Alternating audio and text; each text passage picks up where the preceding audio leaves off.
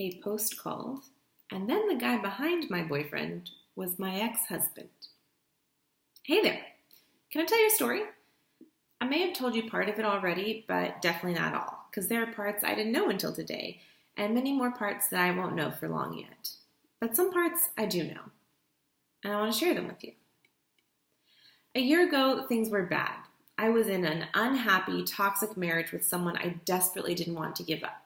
In the end, I gave him up not because I didn't want him, but because him had turned into someone who couldn't or wouldn't stop hurting me. Mentally, emotionally, eventually physically.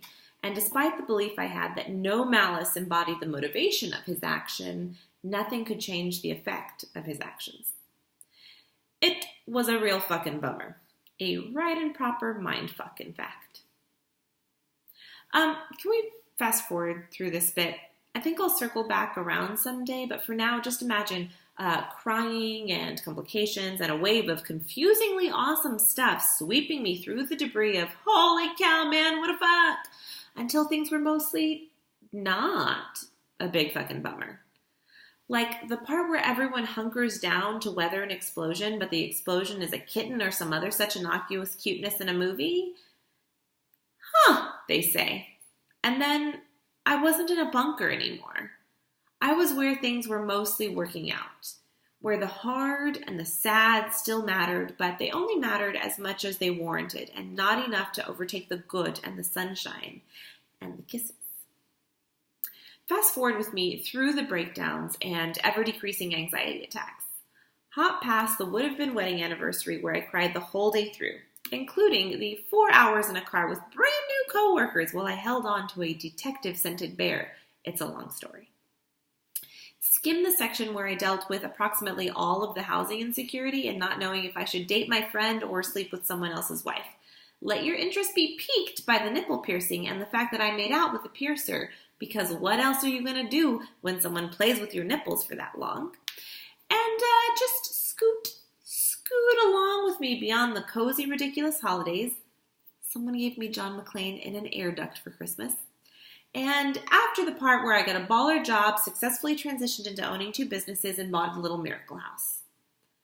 Notice the week when I tried to break up with both boyfriends and one ghosted me after inviting me to a party where he'd also invited my ex-husband but not told me, in a startling but cementing miscommunication. Bad move, bruh.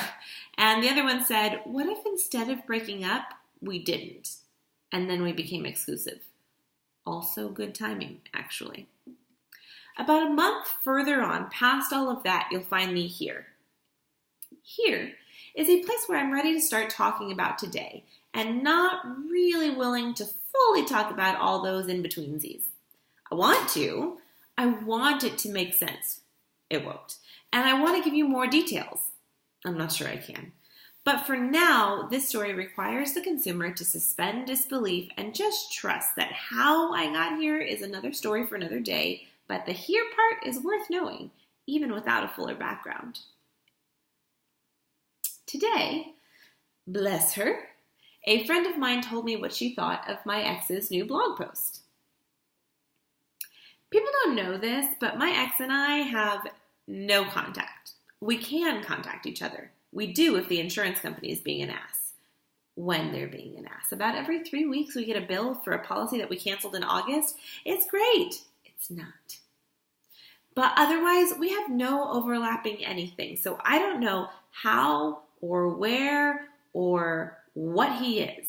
Except, oh God, so good looking. And also still wearing great shoes, which were the only things I could look up when he showed up at one of the boyfriend's party. I certainly don't know when he's blogging until people tell me about it in sweet solidarity and shock and alarm. Not inconsequently, yesterday I went public with a blog calling out abuse for what it is, and the culmination of those 2 things had my whole self going like suspicious minds, fearing what he might have said.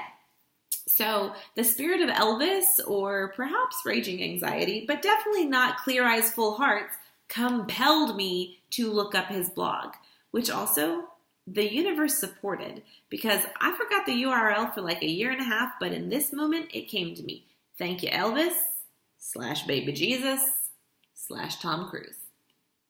The page loaded and I had 2 immediate thoughts. 1, these words are not for me. Just because they're on the internet does not mean that they are for me. I am not a part of his life anymore, and this is invasive. I skimmed it anyway. 2, these words cannot have power over me any longer. I have chosen to be done with giving his words power. I told my friend, who had meant to give me comfort and support, that I didn't really read it, but whatever had upset her, nothing stuck out to me. That writing is like movement. It's a sign of life. And I'm grateful for that for him. Oh, fuck balls.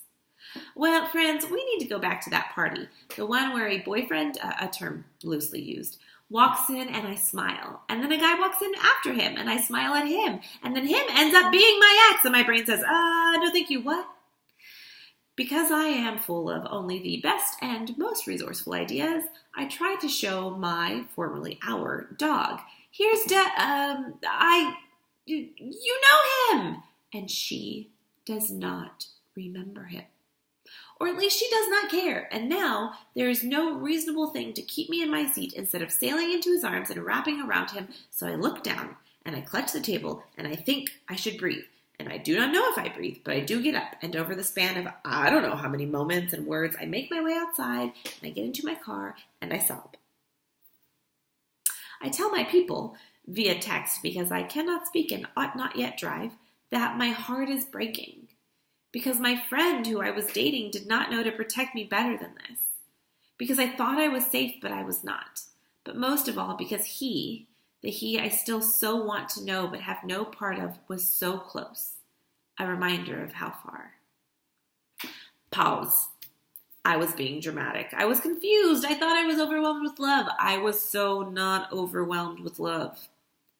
I am processing it and I text, to the surprise of us all.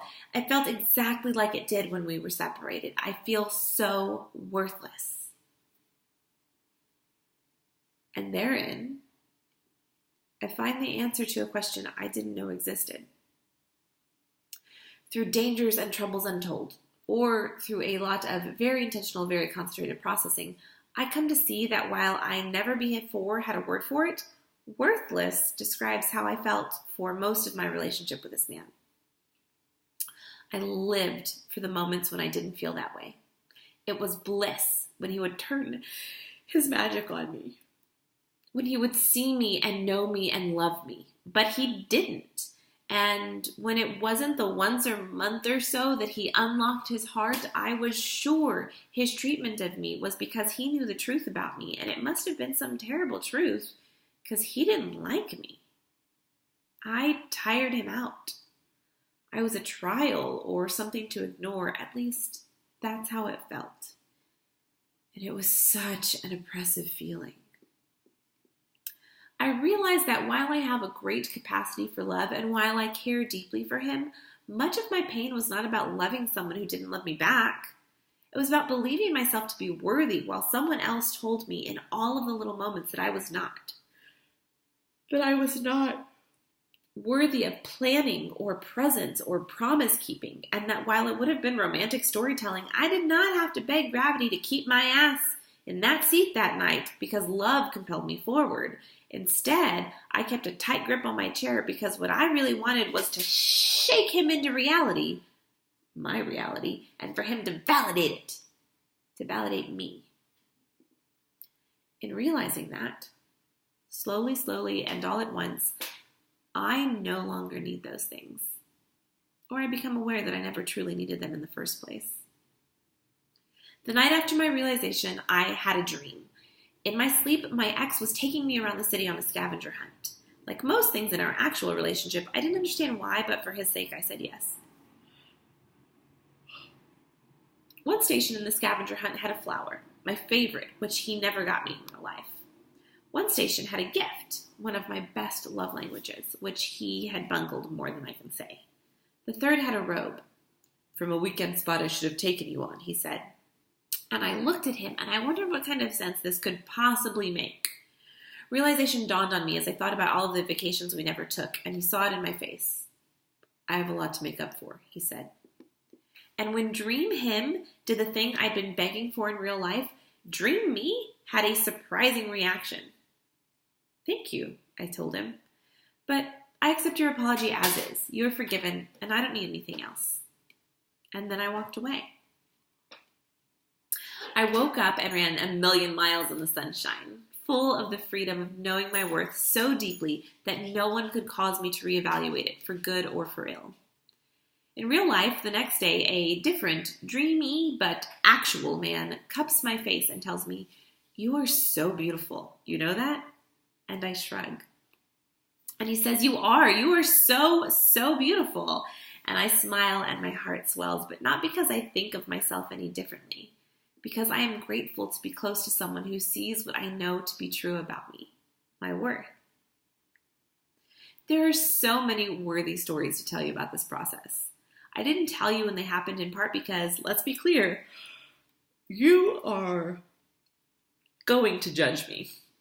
But more importantly, because I don't always know when I learn the bit that gives the story a stopping point.